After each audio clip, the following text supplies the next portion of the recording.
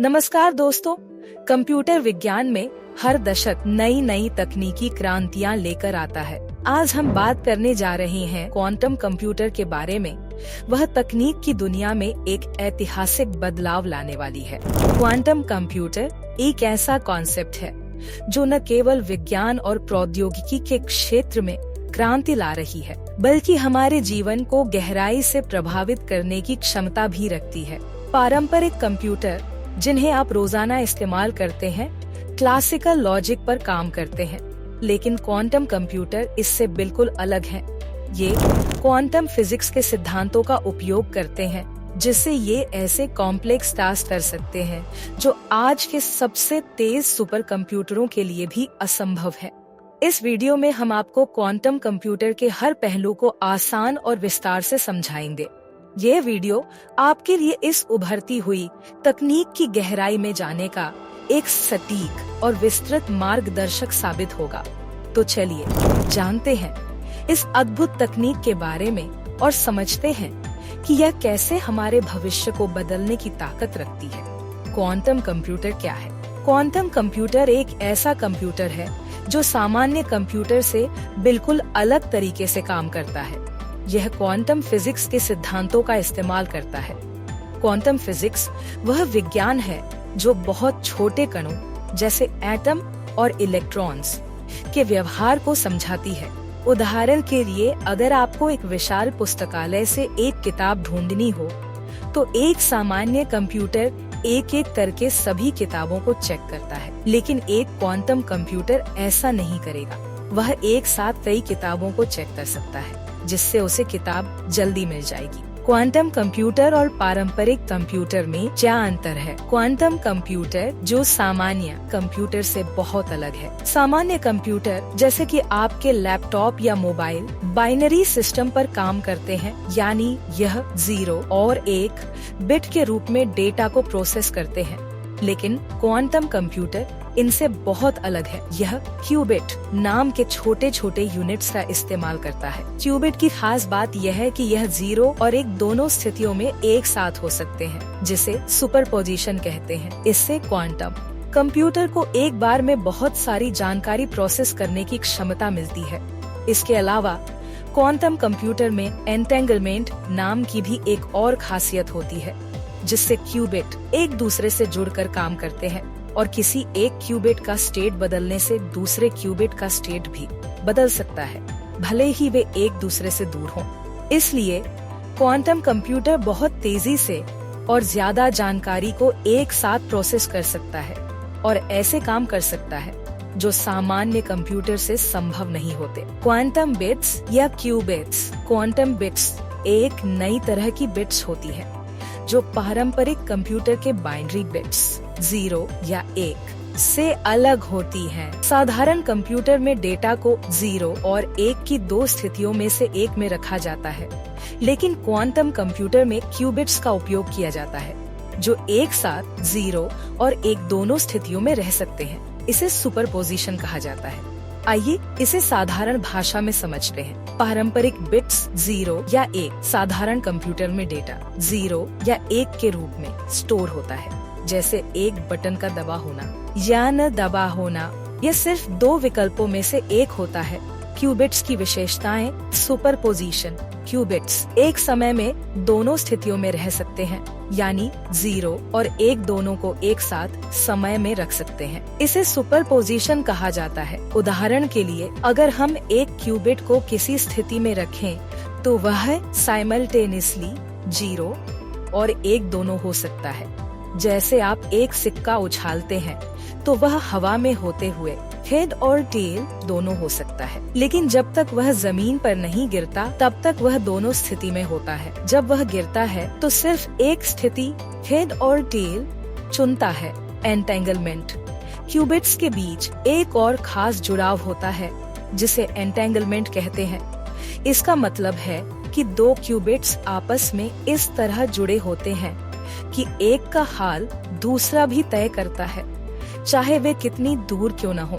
अगर एक क्यूबिट की स्थिति बदलती है, तो दूसरे क्यूबिट की स्थिति भी तुरंत बदल जाएगी, चाहे वे एक दूसरे से लाखों किलोमीटर दूर क्यों न हो।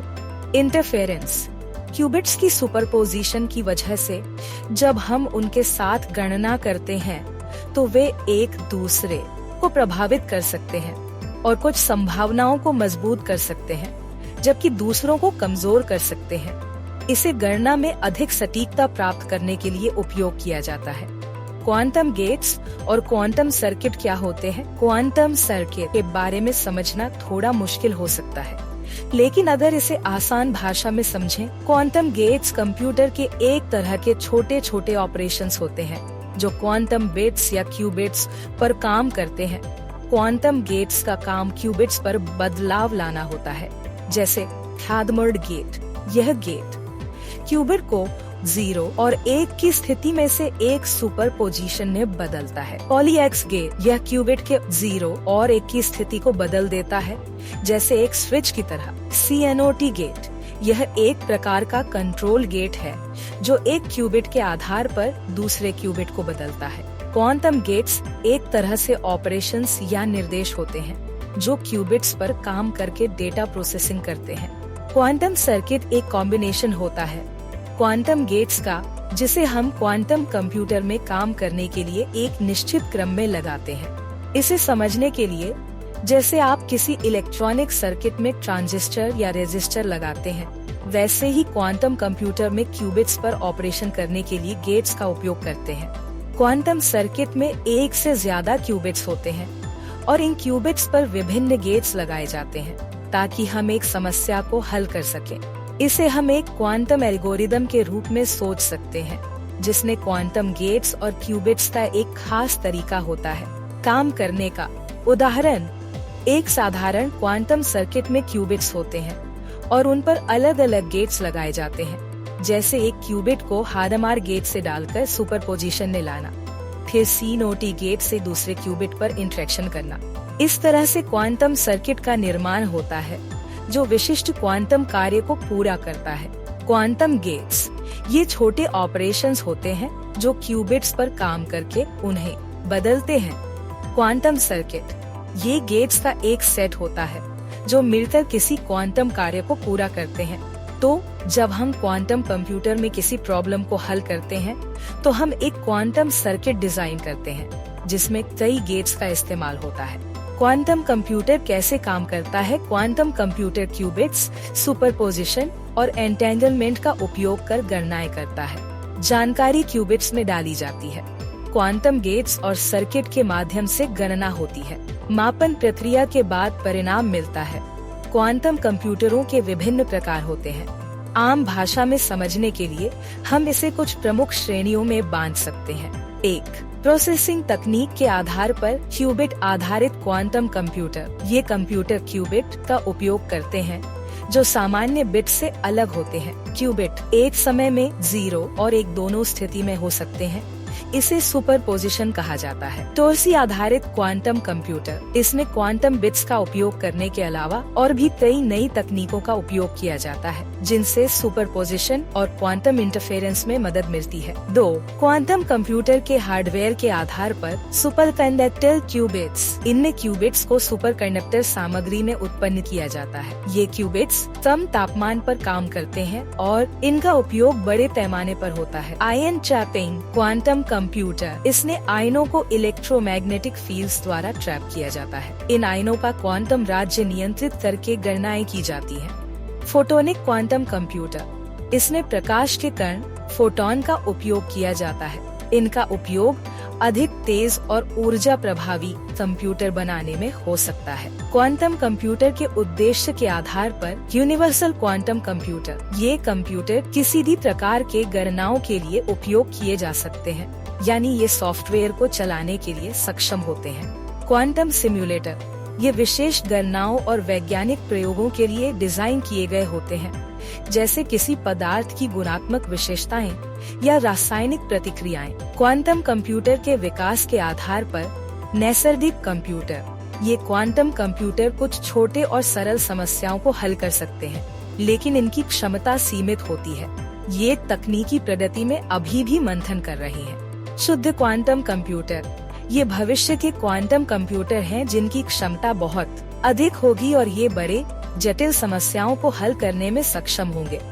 क्वांटम कंप्यूटिंग का इतिहास और विकास। क्वांटम कंप्यूटिंग एक ऐसा क्षेत्र है जो पारंपरिक कंप्यूटिंग से बहुत अलग है।